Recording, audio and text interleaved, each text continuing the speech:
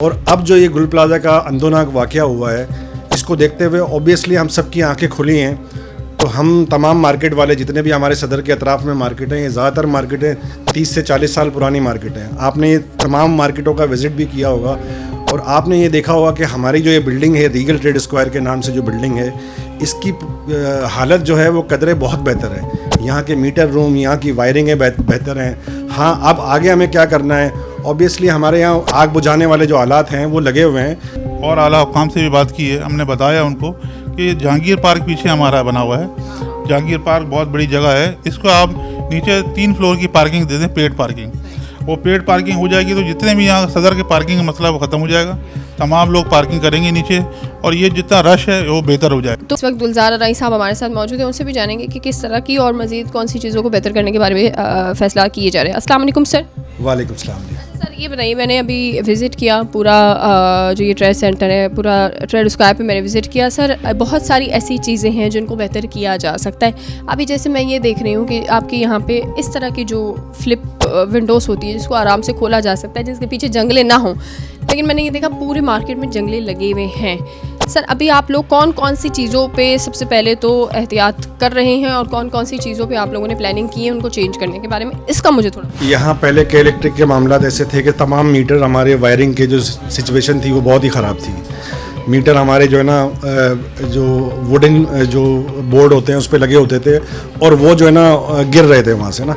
हमें के इलेक्ट्रिक की तरफ से 12 उसके बारे में नोटिस भी आया और हमने वो तमाम मीटर्स जो है ना, तमाम वायरिंग जो है ना, हमारी इंतज़ामिया ने हमने उसको चेंज कराया। और अब जो ये गुल प्लाजा का अंदोनाक वाक़या हुआ है, इसको देखते हुए ऑब्वियसली हम सबकी आंखें खुली हैं।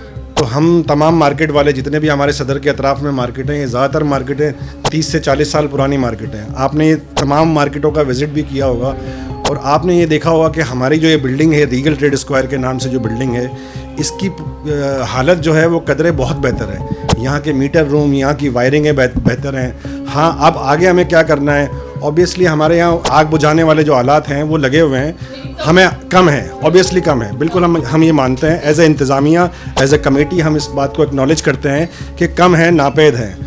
ऑब्वियसली हमने 2 से 3 लोगों से कोटेशन, कंपनियों से कोटेशन लिए। फायर स्टॉप एक कंपनी है, उससे भी हमने कोटेशन लिए। 1-2 कंपनियों से हमने और कोटेशन लिए।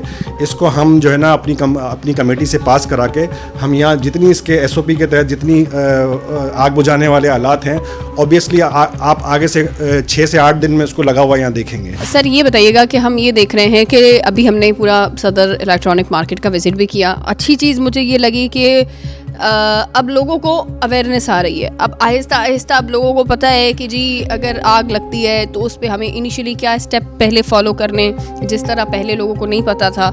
लेकिन अभी भी कहीं कहीं पे हमने देखा कोताहियाँ हैं, तो उसको कब तक आप ये समझते हैं कि उसको एज सून एज पॉसिबल जो है उसको सही किया जाए? देखिए, सबसे पहले बताऊँ, जब ये वाक़या हुआ उसके बाद असिस्टेंट कमिश्नर साहब ने भी लेटर दिए, सिंध बिल्डिंग कंट्रोल ने भी लेटर दिए। इसके अलावा हमने पहले भी जो है इसमें काम किया था, लेकिन अब और बेहतरी की तरफ जा रहे हैं। उसको बेहतरी की तरफ कोशिश करेंगे, खुदा न खास्ता हमारी मार्केट में ऐसा कोई वाक़या ना हो। इसमें हमने फायर टेंडर जो उनके थे वो लगाना शुरू किया हमने। और इसके अलावा एक वायरिंग का मसला था कि जो वायरिंग बहुत ख़राब थी, वायरिंग को हमने सारे चेयरमैनों को बोला, उन्होंने जो है इस पर काम शुरू किया और जितनी भी एक्स्ट्रा वायरिंग थी या कोई ख़राब थी उसको जो हमने कटवा के एक लाइन से जो है वायरिंग शुरू कराई है। इसके अलावा जहाँ तक के फायर एग्ज़िट की बात है, जहाँ फायर एग्ज़िट नहीं है तो वहाँ भी हम जो है हमने उनको पाबंद किया कि कोई ना कोई फायर एग्ज़िट आप दें, ताकि खुदा न खास्ता अगर कोई ऐसा वाक़या होता है तो लोग जो है उसमें से जा निकल सकें। इसके अलावा जो भी सेफ्टी है वो हम मेजर उठा रहे हैं। हमारा मकसद यही है कि अपनी मार्केट को सेफ रखें, खुदा न खास्ता ऐसा कोई वाक़या ना हो, क्योंकि हमारी मार्केट में आना जाना बहुत से लोगों का होता है, आते हैं लोग का कारोबार करते हैं, कस्टमर भी आते हैं, तो हमें जो है सेफ्टी करनी पड़ेगी और गवर्नमेंट के जो है वो साथ भी देना पड़ेगा और आवाम का भी साथ देना पड़ेगा कि खुदा ना खास्ता कोई ऐसा कोई गलत वाक़या पेश ना आ जाए। इस तरह का अगर आजिज़दगी का कोई वाक़या भी पेश आता है तो जी फायर ब्रिगेड को कॉल करें, तो इतना ट्रैफिक का इशू है कि वो फायर ब्रिगेड आ ही नहीं पाएगी। सर क्या आगे आप लोगों ने इस पॉइंट को हाईलाइट करने की कोशिश की है कि यहाँ पे जो ट्रैफिक का इशू उसको एज सून एज पॉसिबल हल होना चाहिए?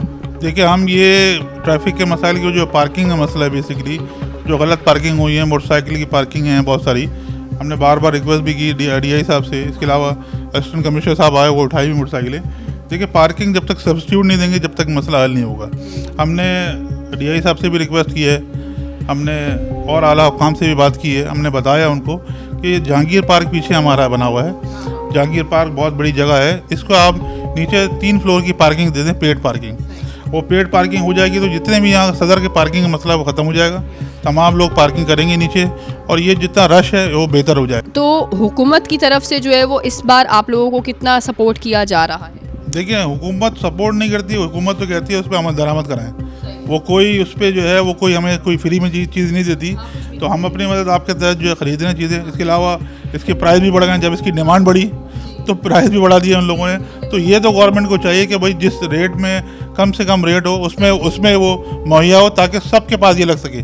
और जहाँ तक आपने बात की ये अवेयरनेस की, तो हम इस तरह जो है अवेयरनेस अपनी मार्केट में भी कर रहे हैं। बहुत से लोग जो है आ रहे हैं, इसमें जो एक तरह का ड्रिल जिसे कहते हैं आप, वो ड्रिल करके दिखा रहे हैं, बता भी रहे हैं कि कौन सी आग के पे कौन सी जो है आपको पानी मारना है, कौन सी किस पे आपको फोम डालना है। ये सिलसिला भी हम शुरू कर दिया हमने, ताकि अगर खुदा ना खास्ता कोई ऐसी आग लगती है तो हमारे लोग जो है उस पर आग बुझा सकें जब तक के फायर ब्रिगेड नहीं आती है। आप अपनी मदद आपके तहत ही कर रहे हैं, हुकूमत की तरफ से कोई अवेयरनेस सेशन नहीं दिए जाते, कुछ नहीं दिए? हुकूमत की तरफ से तो अभी कोई अवेयरनेस नहीं है, सिर्फ वो बस वो कह रहे हैं कि ये चीज़ें आप लगाएं, ये लगाएं। तो हुकूमत को भी चाहिए कि कोई सेशन करे, तमाम लोगों को बुलाए, ताकि उनको बताए कि इस तरह से जो है आपको काम करना है।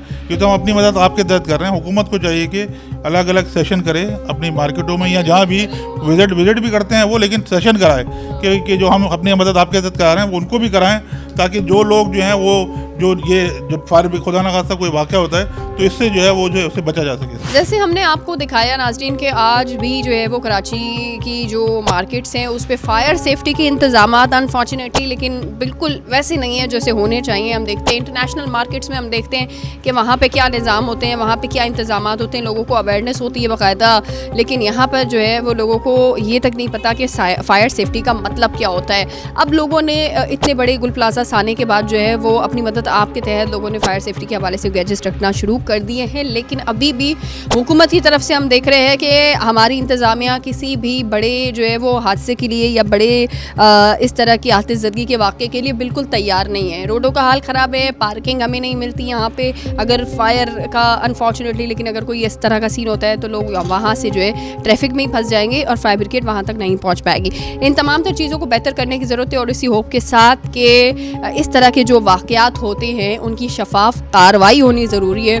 और जो अभी रिसेंटली गुल प्लाजा का वाक़या हुआ है जिसकी मजम्मत जितनी की जाए कम है, लेकिन अनफॉर्चुनेटली हम ये देखते हैं कि उस पर कार्रवाइयाँ तो की जा रही है लेकिन कार्रवाइयाँ जो है वो उस तरह नहीं की जा रही होती और हमेशा की तरह ये वाक़यात भी जो है वो हमेशा बंद हो जाते हैं और जो मुजरिम होते हैं उनको सज़ा नहीं मिलती। तो इस बारे में ज़रूर सोचिएगा और उम्मीद करते हैं कि कराची सेफ़ रहे।